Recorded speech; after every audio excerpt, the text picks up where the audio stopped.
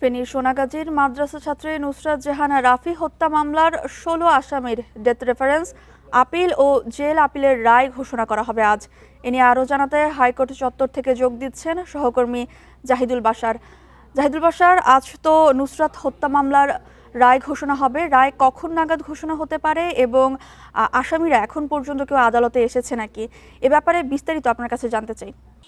আপনাকে ধন্যবাদ। দেখুন, আজকে যে বিশেষ বেঞ্চে এই গুরুত্বপূর্ণ এবং বহুল আলোচিত এই মামলাটির রায় দেওয়ার কথা, সেই বেঞ্চ স্বাভাবিকভাবে হাইকোর্ট ডিভিশন যখন বসে 10:30টার দিকে তার পরপরই বসবেন এবং এটি একেবারে কার্যতালিকার 1 নম্বরে রয়েছে। শুরুতেই রায় ঘোষণা হবে।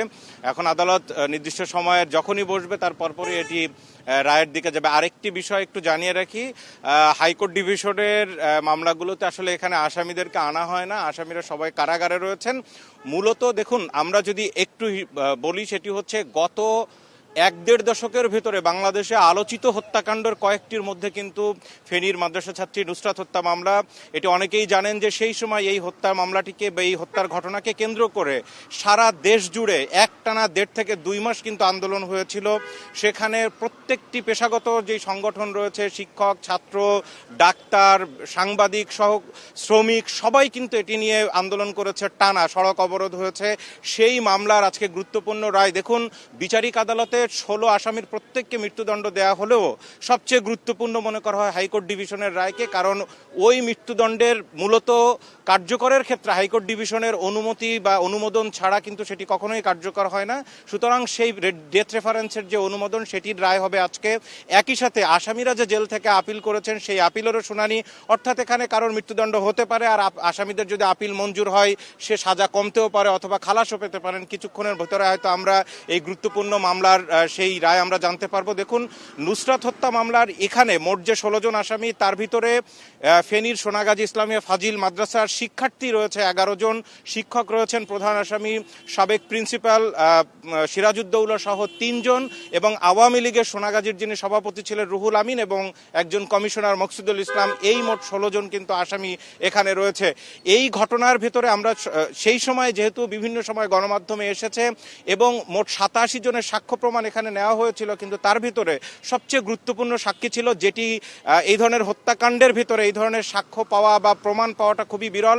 সেটি হচ্ছে নুসরাত যেদিন মারা যান ঢাকা মেডিকেলের বার্ন ইউনিটে, সেই তার মৃত্যুর দুঃখিত ঢাকা যেই শেখ হাসিনা তৎকালীন যে জাতীয় বার্ন ইনস্টিটিউট যেটি ছিল, সেখানে যখন নুসরাত মারা যান তার আগে তিনি যে ডাইং ডিক্লারেশন অর্থাৎ মৃত্যুকালীন যেই জবানবন্দি দিয়ে গিয়েছিলেন, সেটি এই মামলায় সবচেয়ে গুরুত্বপূর্ণ তথ্য প্রমাণ হিসেবে কাজ করেছে। নুসরাত কিন্তু তার মৃত্যুর আগে ডাক্তার একজন চিকিৎসকের কাছে, ওবায়দুল হাসানের কাছে তিনি সরাসরি তার যে জবানবন্দি দিয়েছিলেন লিখিত, সেখানে তিনি জানিয়েছিলেন যে ওই মাদ্রাসার যিনি প্রিন্সিপাল সিরাজউদ্দৌলা, তাকে সেখানে ডেকে নিয়ে যান এবং তার যে শ্লীলতাহানি করেন।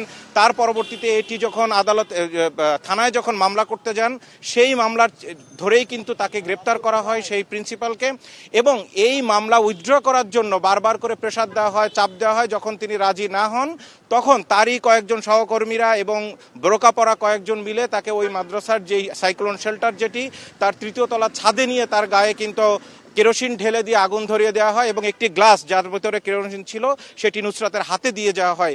এই যে ডাইং ডিক্লারেশন অর্থাৎ মৃত্যুর আগে আগে নুসরাত কিন্তু সেটি জবানবন্দি আকারে তিনি দিয়ে গিয়েছিলেন, এটি অন্যতম গুরুত্বপূর্ণ আলামত ছিল এই মামলার। হাইকোর্ট ডিভিশনে গত 28 জুলাই থেকে যে এই মামলার একটানা শুনানি হয়েছে, পেপার বুক পড়া হয়েছে, সেই জায়গায় কিন্তু এই সাক্ষীদের সাক্ষ্য, এই নুসরাতের যে ডাইং ডিক্লারেশন, এগুলো সবই সেখানে ছিল। তো টানা আলোচনা হয়েছে, এখানে শুনানি হয়েছে, এবং দেখুন এইখানে আসামি পক্ষে যারা আইনজীবীরা ছিলেন, রাষ্ট্রপক্ষে তো অ্যাটর্নি জেনারেল সহ অন্যরা ছিলেনই, আসামি পক্ষে যারা ছিলেন তারা কিন্তু বাংলাদেশের ফৌজদারি আইনের সব জাদরেল আইনজীবী, মনসুরুল হক চৌধুরী ছিলেন, SM শাহজাহান ছিলেন, শিশির মনির ছিলেন, তাজুল ইসলাম ছিলেন, এরা সবাই এই ফৌজদারি মামলার বেশ বড় আইনজীবী।